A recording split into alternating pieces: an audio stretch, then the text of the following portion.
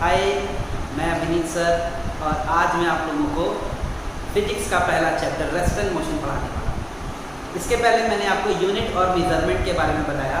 उससे आपको एक बात तो पता चली होगी कि फिजिक्स को पढ़ने के लिए हम लोग मैथमेटिक्स का यूज़ करते हैं, यानी बेसिकली फिजिक्स के लॉज को हम लोग मैथमेटिक्स के यूज़ से कैसे करते हैं।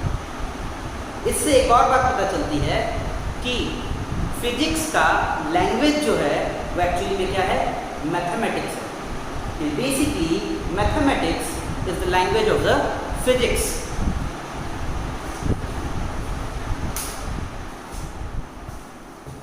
अब ये जो टॉपिक है हमारा रेस्ट एंड मोशन। अब रेस्ट क्या है, मोशन क्या है, इस बात को हम लोग समझते हैं इस डायग्रामिक व्यू से। आप देखो कि एक कार है, एक यहाँ कोई पर्सन है, ट्री है, कुछ पोल्स हैं।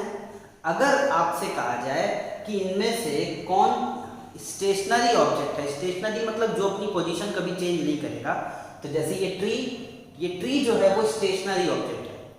ये पोल जो है, इलेक्ट्रिक पोल्स जो हैं वो स्टेशनरी ऑब्जेक्ट है, यानी ये कभी चेंज नहीं करेंगे पोजीशन कौन चेंज करेगा? तो जैसे ये कार चेंज कर सकता है, कार में बैठे लोग चेंज कर सकते हैं, ये पर्सन अपना पोजीशन चेंज कर सकता है, यानी। लेकिन जब हम लोग रेस्ट और मोशन का कॉन्सेप्ट देखते हैं तो हम एक बात का ध्यान रखते हैं कि हम किसके रिस्पेक्ट में देख रहे हैं। यानी जैसे आप एक बहुत एग्जाम्पल से समझो छोटे से, कि जैसे आप ट्रेन से जा रहे हो कहीं, ठीक है, और आपके सामने अभी ट्रेन चल रही है, आपके सामने जो पर्सन बैठा हुआ है वो क्या है, रेस्ट पे है आपके लिए। बाहर आप किसी पर्सन को देखोगे तो वो आपके लिए क्या हो जाएगा, मोशन में, क्योंकि आपकी ट्रेन चल रही है, वो आपके लिए क्या हो जाएगा, मोशन में। यानी वो आपको लगेगा कि आपकी पोजीशन, वो लगेगा उसका पोजीशन चेंज हो रहा है। आप बैठे हुए अंदर, लगेगा वो शायद रेस्ट पे भी खड़ा होगा, लेकिन आपको लगेगा कि वो मोशन में है। और वो जो पर्सन है उसको लगेगा कि आप दोनों जो हैं वो दोनों मोशन में हैं, वो रेस्ट पे है। आप देखो कि एक ही सिनारियो में 3 पर्सन के लिए सिनारियो देखो बिल्कुल अलग अलग है। आपके लिए सामने वाला क्या है, रेस्ट पे है, बाहर वाला मोशन है, उसके लिए भी आप रेस्ट पे हो और वो मोशन पे है। लेकिन बाहर वाले जो पर्सन हैं उसके लिए वो रेस्ट पे है और वो आप दोनों जो है वो क्या है, मोशन में है। एक और सिनारियो समझो कि जैसे आपको पता है कि अर्थ क्या करता है, रोटेट करता है, रिवॉल्व करता है। तो आप इसको समझो कि जैसे अभी हम किसी क्लास में, आप अभी रूम में बैठे होंगे, तो रूम में जितने भी आपके ऑब्जेक्ट्स रखे हैं वो क्या है, वो भी रेस्ट पे होंगे। आप भी अभी बैठे होंगे, बैठ के वीडियो अगर देख रहे होंगे तो आप भी रेस्ट पे होंगे। लेकिन सपोज दैट अगर आपको कोई सैटेलाइट से देखे, तो चूंकि अर्थ मोशन में है तो आप भी कैसे नजर आओगे, मोशन में। तो कहने का मतलब क्या है कि रेस्ट और मोशन ये दो ऐसी बातें हैं जिनमें हमको रेस्पेक्ट टू समवन देखना पड़ता है।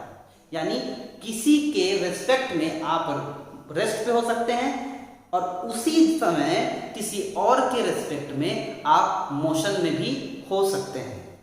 एक और चीज यहां समझना है कि जब मोशन में हम किसी ऑब्जेक्ट को रेस्ट या मोशन में देखते हैं एक ही फ्रेम के अंदर, फ्रेम का मतलब हुआ कि जैसे अभी हम इस फ्रेम में हैं, यानी सिर्फ इतने ही लोग हैं इसमें, इसके बाहर कोई है तो इस फ्रेम के बाहर है।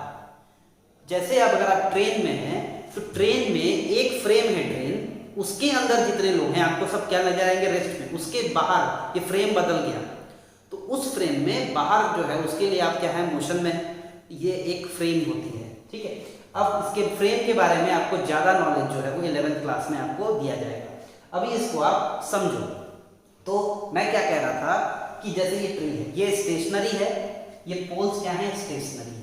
अभी मान लो ये कार जो है मोशन में है, सपोज दैट, लेकिन ये पर्सन उसको कैसे देखेगा, दूर से कहीं से कार आ रहा है तो वो देखेगा कि क्या स्टेशनरी ऑब्जेक्ट के कंपैरिजन के रिस्पेक्ट में क्या ये पोजीशन चेंज कर रहा है। यानी मान लो कि यहाँ पर है वो खड़ा हुआ, अभी यहाँ पे देखा कि अभी एक पोल क्रॉस कर गया, अब ये ट्री क्रॉस कर गया। इसका मतलब वो देख रहा है कि ये जो है कार जो है स्टेशनरी ऑब्जेक्ट के रेस्पेक्ट में अपना पोजीशन चेंज कर रहा है। इसका मतलब है कि कार किसमें है, मोशन में है। मान लो कि ये यहाँ पर खड़ा है और कार यहीं पर रुका हुआ रहता इस पोल के पास, तो ये आता और देखता कि अभी 2 मिनट हो गया या 1 मिनट हो गया, कार ने स्टेशनरी ऑब्जेक्ट के रेस्पेक्ट में अपना पोजीशन चेंज नहीं किया है, इसका मतलब है ये क्या है, रेस्ट में। तो ये आपसे कोई कहे कि रेस्ट क्या है, तो रेस्ट, कोई ऑब्जेक्ट रेस्ट में तब है जब वो किसी स्टेशनरी ऑब्जेक्ट के रेस्पेक्ट में उसने अपना पोजीशन नहीं चेंज किया है। तो जब वो स्टेशनरी ऑब्जेक्ट के रेस्पेक्ट में अपना पोजीशन नहीं चेंज करेगा तब हम बोलते हैं उसको रेस्ट में। अगर उसने अपना पोजीशन किसी स्टेशनरी ऑब्जेक्ट में, जैसे ट्री, इलेक्ट्रिक पोल, ये सब चीजों के रेस्पेक्ट में अपना पोजीशन चेंज किया है, तो हम बोलते हैं उसको मोशन। आई होप कि रेस्ट और मोशन का जो कि ये आपका कंफ्यूजन है वो आपका अब क्लियर हो जाएगा। तो ये है रेस्ट और मोशन। एक और एग्जांपल आप देखे होंगे कि आप कहीं ट्रेन से ट्रैवल कर रहे हो और किसी स्टेशन पे आपकी ट्रेन लगी है और इस साइड कोई और ट्रेन भी लगी हुई है। आप देखोगे कि वो ट्रेन अगर स्टार्ट हो जाए तो आप उधर देखोगे तो आपको क्या लगेगा, एक्चुअली में आपकी ट्रेन चलने लगी है, जबकि ट्रेन वो चल रही है।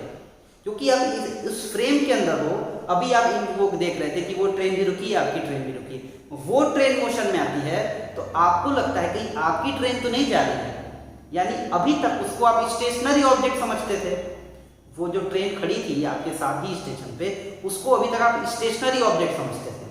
सडनली क्या हुआ कि आपका स्टेशनरी ऑब्जेक्ट ही मोशन में आ गया।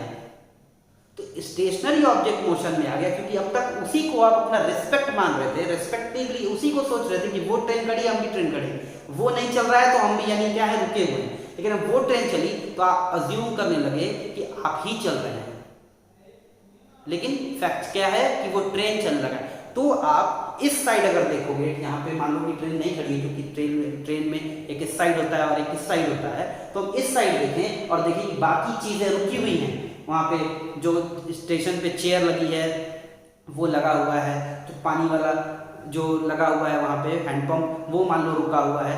तो कहने का क्या मतलब है कि वो आप देखोगे उस साइड पे अगर सब कुछ रुका हुआ है तब आप मान लो कि नहीं हम रुके हुए हैं, मेरी ट्रेन रुकी हुई है, एक्चुअली में बगल वाली ट्रेन जो है वो क्या है, स्टार्ट हो गई है। मैं आपको क्या बताना चाहता हूँ कि हम लोग स्टेशनरी ऑब्जेक्ट के ही रिस्पेक्ट में देखकर किसी चीज को रेस्ट या मोशन में है ये डिसाइड करते हैं। आपको अब समझ में आ गया होगा। अब हम चलते हैं एक और टॉपिक में, डिस्टेंस एंड डिस्प्लेसमेंट। तो अब हम समझते हैं डिस्टेंस क्या होता है। तो डिस्टेंस का अगर आपसे कोई बोले कि वो बताओ, डेफिनेशन बताओ, तो आप कहोगे path covered by a body और an object is called distance, which means suppose that this is your school, this is your school and this is your home.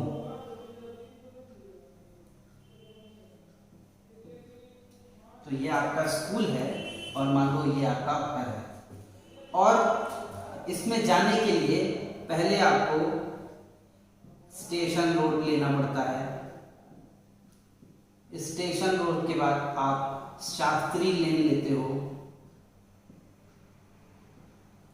इसके बाद कहीं जाके आप अपने घर जाते हो किसी रोड से, सपोज दैट आप BR रोड कह दो,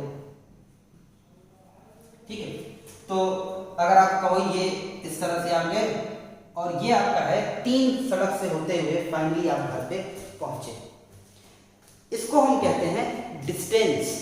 आपसे कोई पूछे, मान लो ये आपका 2 किलोमीटर, ये आपका 1 किलोमीटर और ये आपका 1 किलोमीटर है मान लो, तो टोटल जो आप डिस्टेंस चले वो है 2 किलोमीटर, 1 किलोमीटर एंड 1 किलोमीटर। यानी आपका डिस्टेंस अगर हम करें इस A से B अगर आप करें तो डिस्टेंस है 4 किलोमीटर, जिसमें आपका C एक पॉइंट आया, D एक पॉइंट बीच में आता है।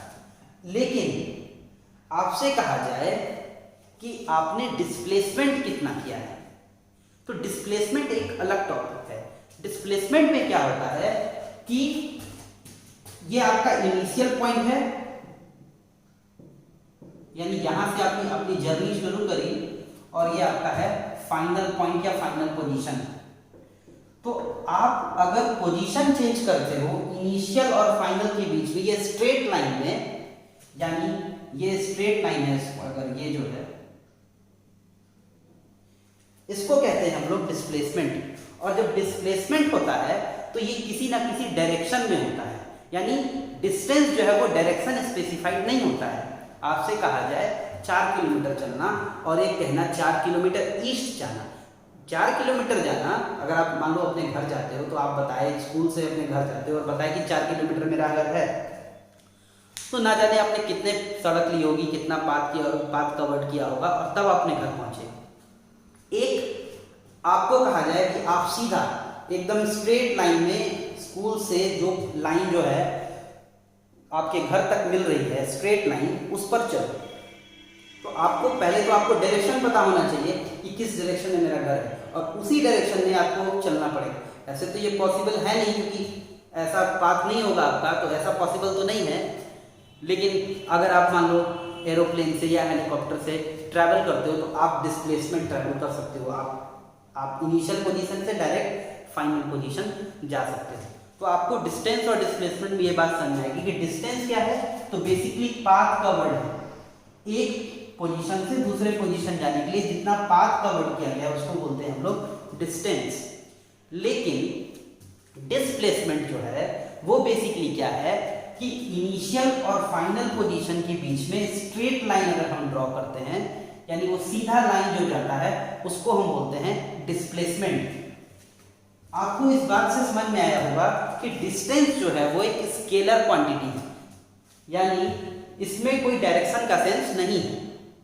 लेकिन डिस्प्लेसमेंट जो है वो एक वेक्टर क्वांटिटी है, उसमें डायरेक्शन भी होता है। तो ये हो गया डिस्टेंस और डिस्प्लेसमेंट। आपको मैं एक और एग्जांपल से आपको समझाऊंगा कि डिस्टेंस और डिस्प्लेसमेंट क्या है, और एक्चुअली में आपको मैं डिस्प्लेसमेंट की वैल्यू निकाल के दूंगा। जैसे यहाँ पर डिस्टेंस तो पता है, लेकिन आपसे कोई कहे कि डिस्प्लेसमेंट अब बताओ, तो डिस्प्लेसमेंट आप कैसे निकालोगे, तो मैं उसके लिए भी आपको सिखाऊंगा कि डिस्प्लेसमेंट कैसे निकाला जा सकता है एक एग्जांपल से। जैसे पहले तो हम अपना डायरेक्शन सेंस क्लियर कर लेते हैं। ये हमारा नॉर्थ है, ये साउथ है, ये ईस्ट है और ये वेस्ट है।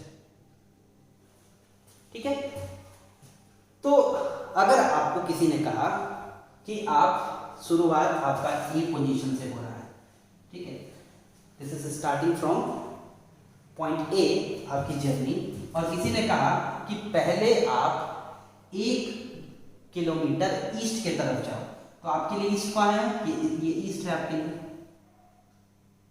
मान लो 1 किलोमीटर इसको ईस्ट में, और वेक्टर को ऐसे एरो से हम देते हैं, जो डायरेक्शन देते हैं ईस्ट उसके ऊपर एरो देते हैं। ये है 1 किलोमीटर ईस्ट। अब बी पॉइंट पे आ गए और यहां से किसी ने कहा कि अब आप 1 किलोमीटर साउथ जाओ या 2 किलोमीटर साउथ जाओ, तो अब हम जा रहे हैं 2 किलोमीटर साउथ। ये सी पॉइंट पर 2 किलोमीटर साउथ। अब ये हमारा, अगर आपसे कोई कहे कि आपने कितना डिस्टेंस ट्रैवल किया है, तो डिस्टेंस ट्रैवल किया आपने कितना, 1 किलोमीटर, और फिर आपने 2 किलोमीटर ट्रैवल किया, तो आप देखो टोटल डिस्टेंस कितना ट्रैवल हुआ आपका, ए से लेकर सी तक। एसी अगर आपसे पूछे डिस्टेंस एसी, तो आप क्या कहोगे, 3 किलोमीटर। लेकिन मैं आपसे पूछूं कि आपने डिस्प्लेसमेंट कितना ट्रैवल किया है, तो आप क्या करोगे, ये आपका इनिशियल पोजीशन है और ये आपका फाइनल पोजीशन है।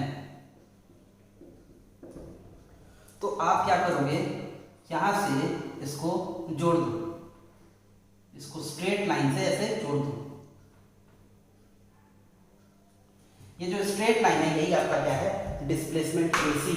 ये तो पूरा है एसी, ये डिस्टेंस है जिसमें बी एक बीच में पॉइंट भी था। अगर आपसे कहें ये जो है ये आपका डिस्प्लेसमेंट है, अगर आपसे कोई पूछे कि डिस्प्लेसमेंट क्या होगा, तो इस केस में आप देखो यहाँ पर 90 डिग्री बन रहा है, और 90 डिग्री बन रहा है तो एक थ्योरम लगा सकते हैं जिसको बोलते हैं हम लोग पाइथागोरस थ्योरम। पाइथागोरस थ्योरम के हिसाब से इसका स्क्वायर और इसका स्क्वायर इसके स्क्वायर के बराबर होता है। अगर आप लोगों ने पढ़ा होगा तो ठीक, नहीं पढ़ा है तो कोई बात नहीं है, अभी आप देख लो, हो सकता है आपको मैथमेटिक्स जब पढ़ाऊंगा तो और उसके बारे में बताऊंगा। तो अगर आप देखो पाइथागोरस थ्योरम क्या होता है, तो ये इसका स्क्वायर जो है ये 90 डिग्री के सामने हाइपोटेनस बोलते हैं, इसका स्क्वायर जो है वो ए बी स्क्वायर और बी सी स्क्वायर के बराबर होता है। यानी ए सी स्क्वायर अगर हमें निकालना है तो ए बी है हमारा 1 किलोमीटर, बी सी है 2 किलोमीटर, यानी ए सी स्क्वायर बराबर हो जाएगा 1 + 4, तो ए सी स्क्वायर हो जाएगा 5 और ए सी बराबर हो जाएगा √5 किलोमीटर। अब आप √5 किलोमीटर एक्चुअली में आपने ट्रैवल किया डिस्प्लेसमेंट। अगर ये सीधा आप जाते तो √5 किलोमीटर आप जाते, और ये ऐसे आपने कितना ट्रैवल किया है 3। अगर आप √5 का वैल्यू देखोगे तो ये 2 पॉइंट कुछ इसका ये है वैल्यू होता है, यानी 3 से क्या है कम आता है। एक और बात यहाँ से पता चलती है, नोट करना वर्थ नोटिंग है ये बात कि displacement is the shortest distance between 2 point।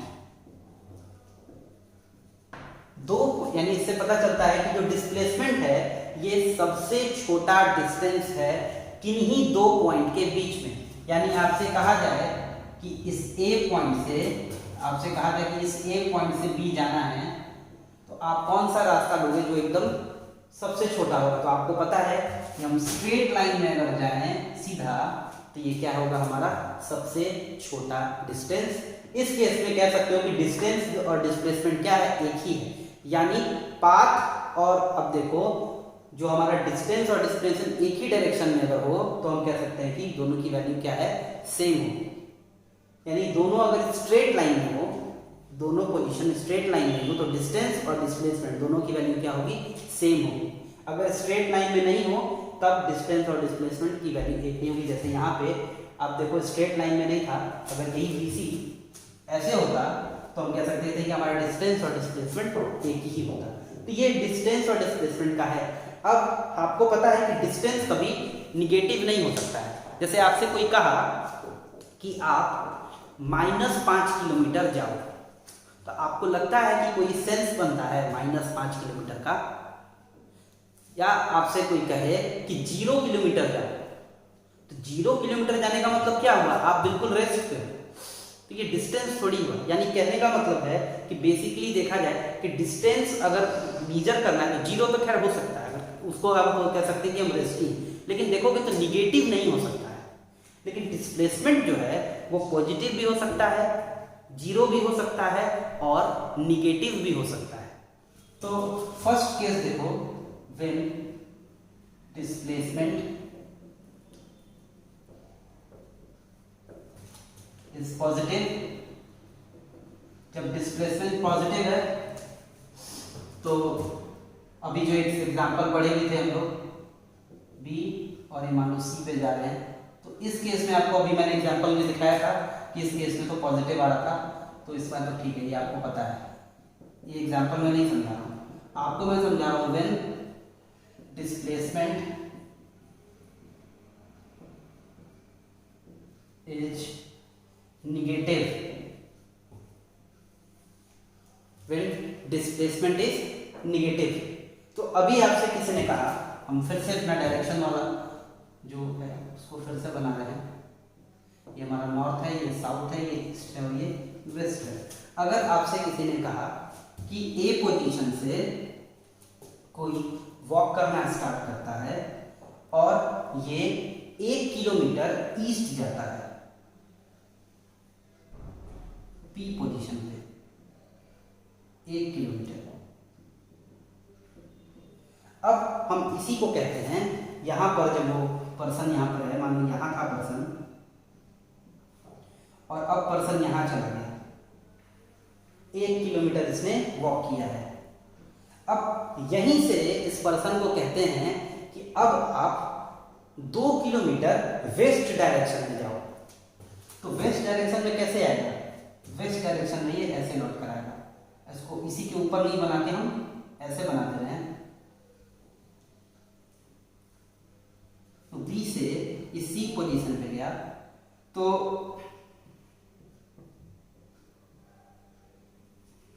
यहां से वो अब जो है वो यहां पहुंच गया सी पोजीशन पे और ये चला 2 किलोमीटर वेस्ट। अब अगर देखो कि अगर हम इधर वाले डिस्टेंस को पॉजिटिव मानते हैं, क्योंकि ये क्या है डिस्टेंस नहीं है कि हम कह दें कि टोटल, अगर आपसे कहे कोई कहे कि डिस्टेंस कितना चला है तो डिस्टेंस तो आप आराम से कह दोगे कि इसने 1 किलोमीटर पहले चला था, 2 किलोमीटर बाद में चला है, तो टोटल अगर आप डिस्टेंस पूछा जाए तो कितना हुआ है 3 किलोमीटर। लेकिन आपसे पूछा कि इसने डिस्प्लेसमेंट कितना ट्रैवल किया है, तो आप क्या करोगे इनिशियल को क्या करोगे फाइनल पोजीशन से मिला दोगे, यही ना कहोगे इसको हम ऊपर रखेंगे तब की बात बोल रहे हैं, ऐसे नहीं मिला दोगे, ऐसे मिला दोगे, ये उसी वही बात है, सिर्फ कंफ्यूजन की वजह से मैंने अलग अलग बनाया है। तो अगर आपसे कोई कहे कि इधर वाले डिस्टेंस को अगर आप राइट साइड जा रहे हो तो पॉजिटिव ले रहे हो, तो आपको इस साइड जाने के लिए क्या लेना होगा नेगेटिव, क्योंकि यहाँ पे डायरेक्शन बदल गया और वेक्टर में जब डायरेक्शन बदल जाता है तो वहां पे उसका मतलब भी क्या होता है बदल जाता है। अब देखो अगर ए बी के लिए अगर आपसे कोई कहे तो ए बी के लिए है अगर हम कहते हैं पॉजिटिव में, ऐसे तो पॉजिटिव नहीं पॉजिटिव को लिखेंगे भी नहीं तो कोई प्रॉब्लम नहीं है, लेकिन फिर भी लिख रहे हैं पॉजिटिव 1 किलोमीटर अगर हम कह सकते हैं ए बी। लेकिन अगर आपसे कोई कहे कि बी सी जो है तो ये क्या है -2 किलोमीटर, तो अगर हम इसको अगर हम जोड़ें यहाँ पे दोनों अगर हम वेक्टर को जोड़ते हैं तो टोटल कितना होगा, तो 1 किलोमीटर प्लस -2 किलोमीटर, तो आता कितना है -1 किलोमीटर। इसका मतलब है कि डिस्प्लेसमेंट निगेटिव भी हो सकता है, और अब केस बता रहे हैं थर्ड व्हेन डिस्प्लेसमेंट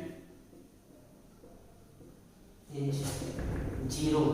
तो डिस्प्लेसमेंट 0 कब होगा, जब हम बोले कि वही पर्सन ए से स्टार्ट हुआ बी तक गया 1 किलोमीटर चला, और अब इसको बोले कि ईस्ट डायरेक्शन में गया और अब बोला गया कि 1 किलोमीटर और वेस्ट चलो, तो 1 किलोमीटर अगर वेस्ट जाएगा ये ईस्ट गया, अब इसको कहें कि 1 किलोमीटर वेस्ट आ जाओ इसी पाथ पर, मैं नीचे बना रहा हूं लेकिन वो वही पाथ है, तो 1 किलोमीटर वेस्ट गया, यानी जो पर्सन ए से बी गया था ईस्ट के लिए 1 किलोमीटर, अब बी से कहां गया, तो आपसे कोई कहे कि कितना इसने डिस्टेंस चला, तो आप कह सकते हो 1 किलोमीटर ईस्ट गया 1 किलोमीटर फिर वापस आया 2 किलोमीटर। लेकिन आपसे कोई कहे कि इसमें डिस्प्लेसमेंट कितना ट्रैवल हुआ है, तो वो जहां से गया था वहीं वापस लौट आया। इसका मतलब है कि इसका इनिशियल पोजीशन और फाइनल पोजीशन एक ही है। यानी अगर आपसे कोई कहे कि ए बी है कितना, तो आप ए बी के लिए क्या कहोगे 1 किलोमीटर, इसको अगर हम पॉजिटिव ले रहे हैं तो इसको क्या लेना पड़ेगा नेगेटिव। तो आपसे कोई कहे कि बी ए कितना है, तो आप क्या कहोगे, देखिए ए बी और बी ए बिल्कुल अलग चीज है, आप बस सोचना वेक्टर डिस्टेंस में ए बी और बी ए बिल्कुल सेम है, लेकिन डिस्प्लेसमेंट में ए बी और बी ए अलग है, इसलिए क्या कहलाएगा -1 किलोमीटर। अब दोनों को जोड़ेंगे तो आपको पता है कि वो कट जाएगा। तो यहां से एक और बात पता चलता है कि वेक्टर में अगर आपसे कोई कहे कि डिस्टेंस में, अगर आपको बता दें कि डिस्टेंस और डिस्प्लेसमेंट वेक्टर है, तो डिस्टेंस में अगर आपसे कोई कहे ए बी और बी ए क्या होगा, बोलो डिस्टेंस में ए बी 1 किलोमीटर तो बी ए भी कितना है 1 किलोमीटर। लेकिन आपसे कोई डिस्प्लेसमेंट में पूछे कि क्या A B vector B A vector के बराबर है, तो नहीं, बिल्कुल बराबर नहीं है। ये पॉजिटिव है ये निगेटिव है, ये ईस्ट है और ये वेस्ट है, डायरेक्शन बदल गया तो दोनों अब इक्वल नहीं है, यानी ये इक्वल नहीं है। तो इस बात का ध्यान रखना है। होपफुली डिस्टेंस और डिस्प्लेसमेंट के साथ साथ आपको वेक्टर के बारे में भी थोड़ा नॉलेज हो गया होगा। अब आपको बताएंगे स्पीड, वेलोसिटी और कुछ और टॉपिक बताएंगे, जैसे uniform motion, non uniform motion, इसके आगे बताएंगे।